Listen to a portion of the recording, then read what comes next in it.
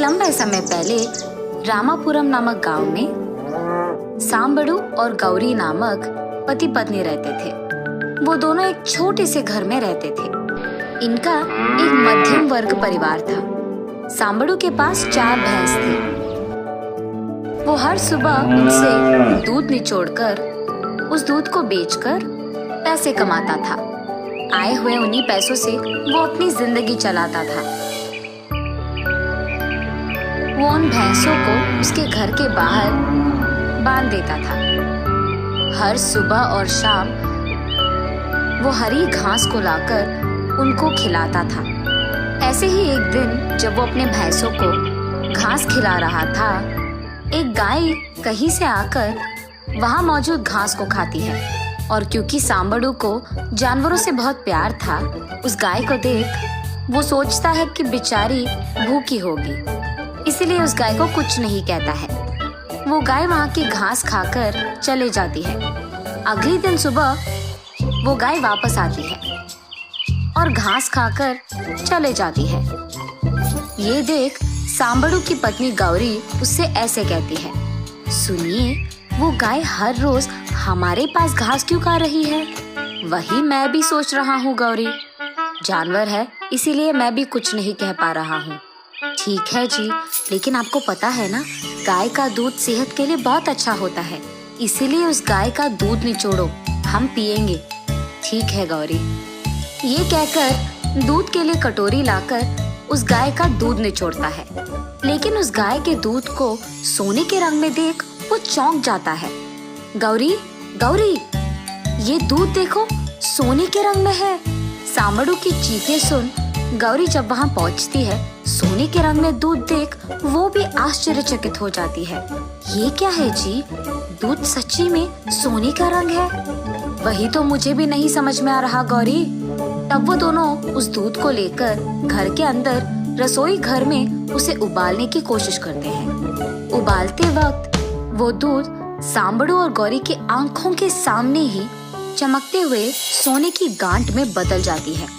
ये देख सांबड़ू और गौरी खुशी और आश्चर्य एक ही साथ महसूस करते हैं। उसके बाद सांबड़ू उस गाय को उसके घर के बाहर बांधकर उसको खाने के लिए घास देकर सो जाता है। सुबह उस भैंस और गाय को रखे हुए जगह को साफ करने सांबड़ू जाता है। उस गाय के पास जाने पर वो देखता है कि उसके पैर के पास फिर से सोने का गांठ मौजूद है। आश्चर्य में तब वो उस गोबर को एक टोकरी में डालकर घर के अंदर जाता है। घर के अंदर जाकर गौरी, गौरी ऐसे उसके बीवी को पुकारता है। अपने पति की चीखें सुन गौरी वहां जाकर, क्या हुआ जी? ऐसे पूछती है। अरे ये देखो, उस गाय का गोबर भी सोना है। वो देख खुशी के मारे गौरी ऐसे कहती है, सुनिए, शायद हमें इस स्थिति में देख भगवान ने खुद इस गाय को हमारे घर भेजा है। मुझे भी ऐसे ही लगता है गौरी। मैं अब इस सोने को शहर ले जाकर इसको बेचकर पैसे वापस घर ले आता हूँ। सांबड़ू शहर जाकर उस सोने को बेचकर पैसे वापस घर ले आता है। उसके बाद ऐसे ही कुछ दिन सांबड़ू उस सोने के दूध और सोने का गोबर लेकर उसे शहर में बेचकर उन पैसों को जमा करता है। जमा किए उन्हीं पैसों से सांबड़ू और गौरी एक बड़ा घर लेते हैं और इतना ही नहीं, उन जानवरों के लिए भी एक बड़ा सा जगह लेते हैं। ऐसे ही वो उस गाय के दूध और गोबर से आए हुए पैसों को जमाते रहता है सांबड़ू। सांबड़ू को ऐसे ही एकदम अमीर बनते देख गांव में सारे लोग उसी के बारे में बात करने लगते हैं। उसी गांव में रंगड़ू नामक एक आदमी को ये बात हजम नहीं होती है कि सांबड़ू इतने जल्दी इतना अमीर बन गया।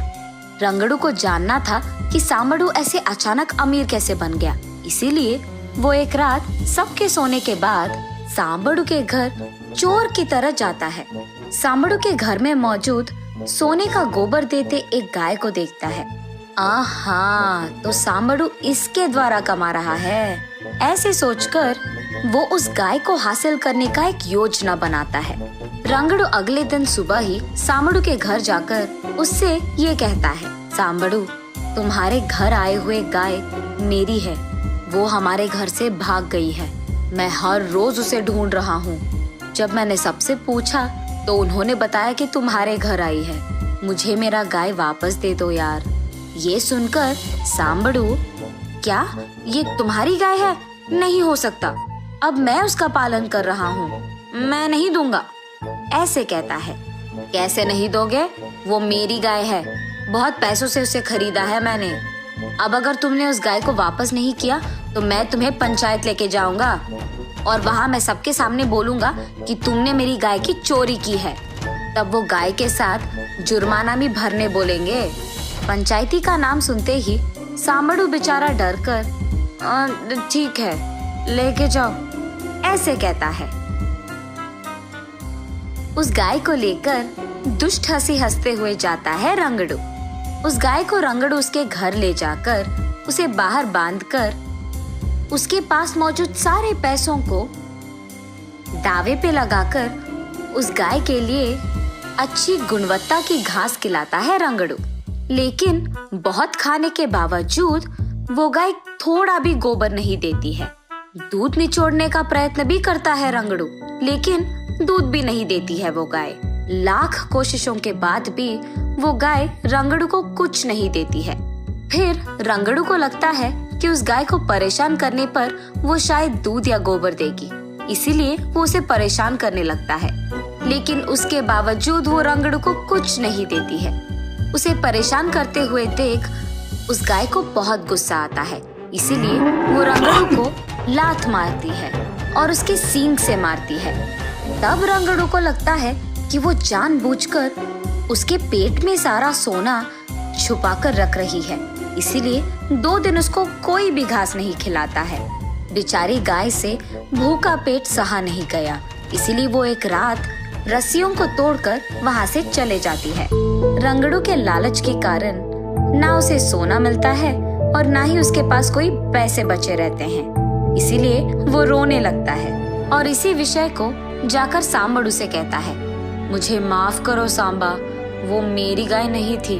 मैंने देखा कि वो गाय तुझे सोना दे रही थी, इसीलिए लालच में आकर मैंने ऐसे किया। अब मेरी आशा ने ही मुझे निराश कर दिया है और मेरे पास कोई पैसे नहीं हैं। तुम क्या मेरी सहायता कर पाओगे? ऐसे विनती करता है। गाय के चले जाने की वार्ता सुन सांबड़ू बहुत निराश होता है। जब वो गाय भूखी थी मैंने उसे खिलाया, इसीलिए उसने मेरी मदद की है। मैंने ये सब कभी लालच में आकर नहीं किया, मैं सिर्फ अपना काम कर रहा था। ये सब तुम्हारे लालच के कारण ही हुआ है। अच्छा, उसको भूखा रखने के कारण ये तो होना ही था, अब भुगतो। ये कहकर अंदर चले जाता है सांबड़ू। सारे पैसे खोकर रंगड़ू रोते रहता है।